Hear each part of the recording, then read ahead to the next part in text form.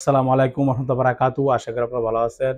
Saudi আরবে আজকে একটি যে নিউজটা নিয়ে আসলাম, এটি হলো আপনার সৌদি আরবে বাংলাদেশে নিযুক্ত এম্বাসি একটি নোটিশ জারি করেছেন যে বাংলাদেশ থেকে এই ৪ ধরনের ব্যক্তিরা কখনো সৌদি আরবে যেতে পারবেন না। ভিসা নিয়ে সৌদি আরবে যেতে পারবেন না, ওয়ার্ক পারমিট ভিসা।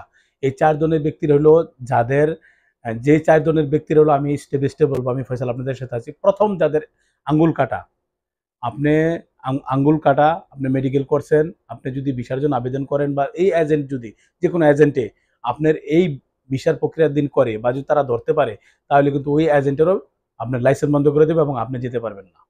পরবর্তীতে হলো যে টেরা টেরা চোখে দেখেন এবং ফিজিক্যালি আপনি চোখে কম দেখেন, ওই ধরনের ব্যক্তিরা কিন্তু আপনি সৌদি আরবে ভিসার জন্য আবেদন করতে পারবেন না, তাদের ভিসা রিজেক্ট হবে।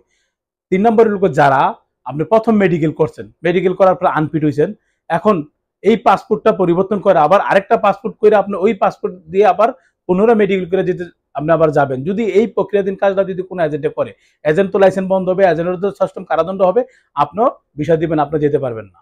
পরবর্তীতে হলো আপনি এক পাসপোর্ট দিয়ে আপনি প্রথম ভিসার জন্য আবেদন করছেন, রিজেক্ট হয়েছেন আপনার বয়সের কারণে। এখন আবার পাসপোর্ট বানিয়ে আপনি বয়স বাড়াইয়ার চেষ্টা করছেন, তাহলে কিন্তু আপনিও সৌদি আরবের এম্বাসি ভিসা দিবে না বাংলাদেশে নিযুক্ত।